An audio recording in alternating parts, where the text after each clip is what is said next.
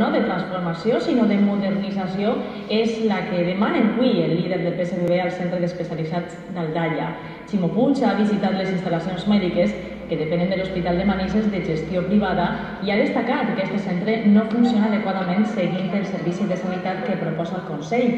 Ha remarcat que s'ha d'impulsar la sanitat pública per damunt de la privada.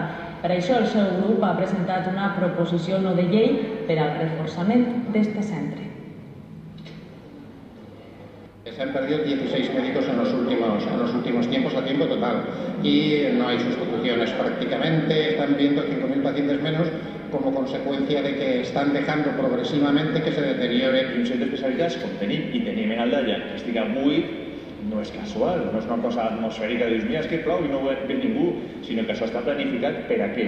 De moment, hi ha una incertidumbre important, la ciutadania ens comenta que estan preocupats, que ens escriuen per a altres centres. Aleshores, tot això no és un fet puntual important que ho és a Aldaia, sinó que és una política també de serveis públics i de sanitat de la Comunitat Valenciana.